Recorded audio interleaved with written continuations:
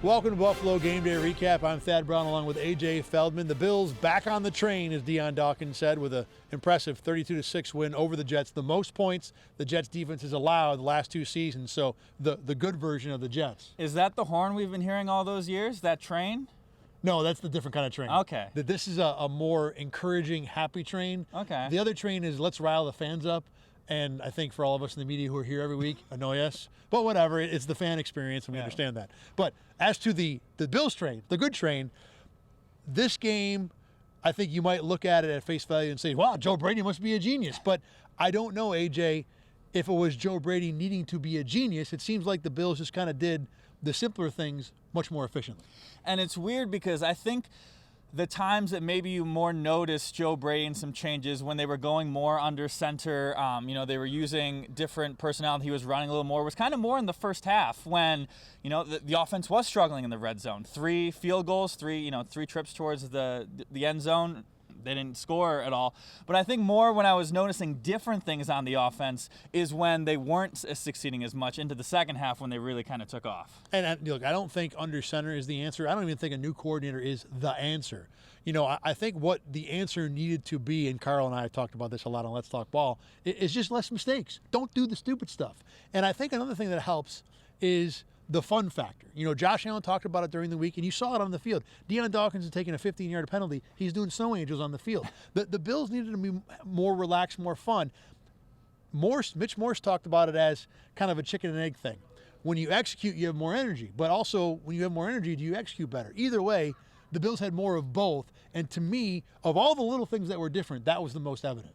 Yeah, and Josh Allen said in his post-game press conference that he made it an intentional effort to do that in practice. He said we needed more energy. They needed to, be more fun, whatever that is. And he said, for better or worse, the team kind of follows the lead of the quarterback. So he realized that he needed to set that tone in practice, and it seemed like it played out here on the field tonight. Sean McDermott said after the game that it seemed like Josh Allen, more of his true personality was showing. And look, there's a lot of things that coaches and players are going to say after a 26-point win. Oh yeah, this is who we really are. But regardless, they did it a lot better. And again, going back to one of the things I started this with, less mistakes. There was one irrelevant turnover in this game, 1 sack allowed, 2 offensive penalties before we got into garbage time.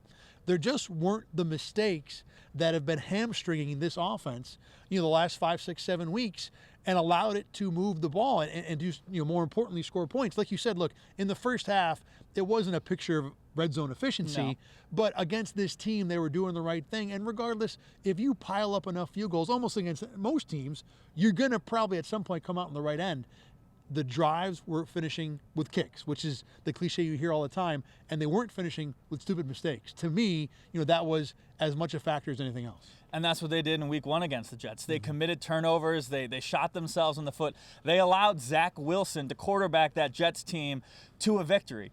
Tonight, they didn't succeed in the red zone very much. They benched Zach Allen tonight. Zach Wilson. Exactly, yeah. They did what they had to do. It was kind of what we saw in the second half of the Buccaneers game. Yeah, it wasn't pretty, but they ran the ball. They got what they needed to do. They punted. They kicked. They did what they needed to do instead of, allowing the Jets team, which really it seemed like needed all the help they could get to win this game. And the Bills just didn't give that to them. A couple specific things I liked about Joe Brady in this game. First half, the Bills ran the ball a good amount, stuck with the run against the Jets defense that has been susceptible to that the last few weeks. They came into this game second most yards allowed on the ground per game. And 2 touchdown plays stuck out to me. Number 1, the way that they were able to scheme up James Cook into almost what was essentially a free release for his touchdown.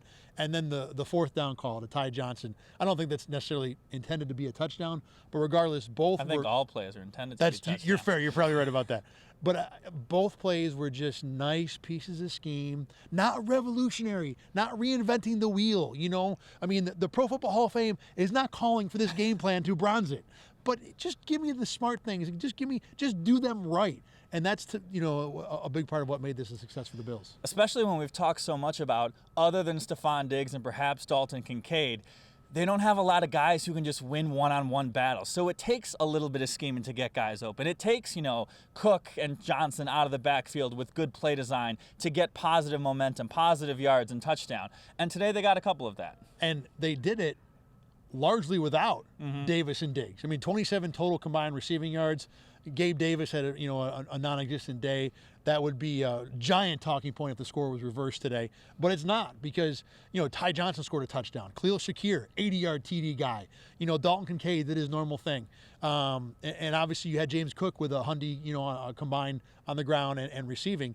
This was not a game where the Bills needed their stars to be stars. Yeah, and they picked up Stephon Diggs, because not only did he, not have a lot of offensive production, he really wasn't that good. He had a couple of drops. He had the fumble, which, they didn't lose that fumble, but it was not a stellar game by Stephon Diggs. And you know what? They were able to pick him up. They didn't need him to have a great game every single day, and they still found a way to get the win. A part of this offensive struggle has been a little bit luck. They came into this game 8 offensive fumbles, only recovered 1 of them. That's despicably bad. Generally recovering fumbles is a 50-50 thing. So when you're 1 of 8, I mean, the tables are due to turn in your favor. And they did.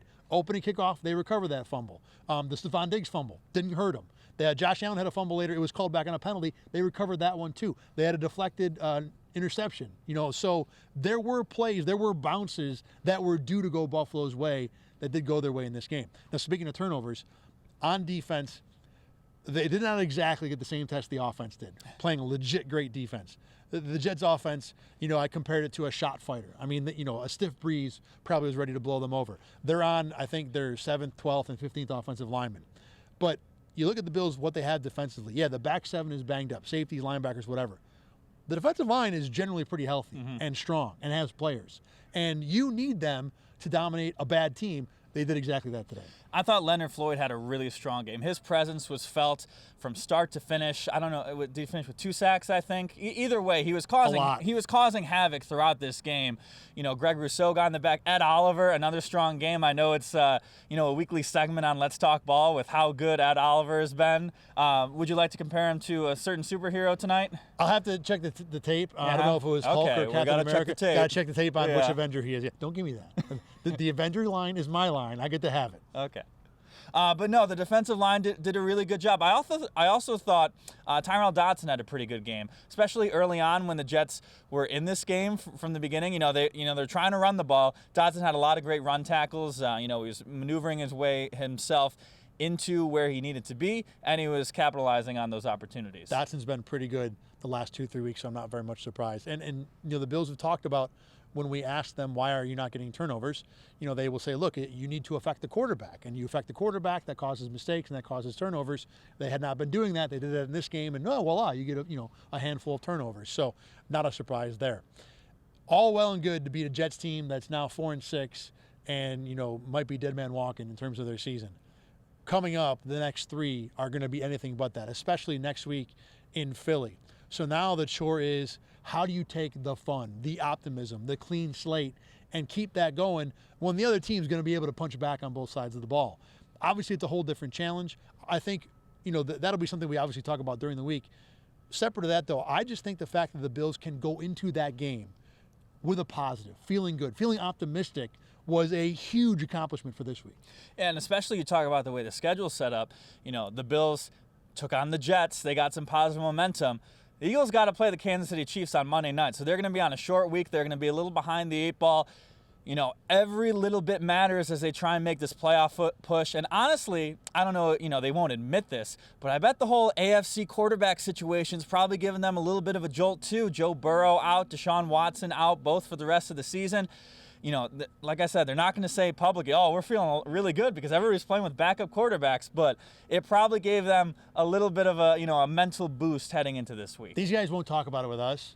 They do watch what happens in the league. They know, and they know how it affects them. And that was something that we can even talk about this right now, because after this win, the Bills, you can discuss their playoff chances, without having to have the caveat of, oh, well, they've lost 4 of 6. You look at the conference right now, and I think Houston's got a great look at a spot. And at least one of Pittsburgh and Cleveland is a wild card. Baltimore's probably the division champ there. Somehow. Some way. Well, look, the Browns have 7 wins right now. Bad football. I know. Bad football. It doesn't matter. Bad offense being played with those two teams. teams. They both play good enough defense, and they play so many of each other that, and now look, they're going to play, I think, they have combined 3 games left against the Tom Browning-led Bengals. there are wins to be had on the Cleveland and Pittsburgh schedule. I don't know if there's enough to put both of them in. And I think when Deshaun Watson was healthy, that was the concern for the Bills. But now with both the Browns and the Bengals playing with backup quarterbacks, you would think the number 2 team in the AFC East is going to get a spot, especially with the Raiders and Chargers losing today. I didn't really take those 2 teams seriously to begin with, but it helps to put an L on their ledger. So really, the Bills pretty much cemented second place over the Jets today. It's just a matter now of, can you make sure you beat one of Pittsburgh and Cleveland? And by itself, it looks very doable. But when you see that the Bills still have Kansas City, Philly, Dallas, and Miami left on the schedule, maybe it's more daunting. But I agree that I think things will open up for them in the last week or so. Yeah, especially with the tiebreakers, their record in the AFC so far. They're going to have to get over some teams. You know, they're going to lose a lot of these tiebreaker situations. That Broncos loss, you know, obviously it might come back to haunt them, just the way they lost that game when they had it won. So, you know, they got their work cut out for them, but certainly an important win tonight. You know me. I've already looked at tiebreakers and stuff. and the Bills probably don't win a tiebreaker with Houston, but I think they probably do win one with either Pittsburgh or Cleveland. So, Okay. you know, again, the door is open there. We talk about usually 10 wins has to get in. It might take 8. It might take 9. You know, 9 and 8 might get it done, you know, if you have the right team in the North who also only is 9 and 8. All right, we will do a whole lot of playoff math as the season goes on, but the fact is we can talk playoff math because the Bills took care of business against the Jets. Remember, you can watch Buffalo Game Day Recap every single week at rochesterfirst.com, on YouTube, and wherever you find your podcasts. For AJ Feldman, I'm Thad Brown. Thanks for watching and listening this week. We will talk to you again next week from Lincoln Financial Field in Philadelphia.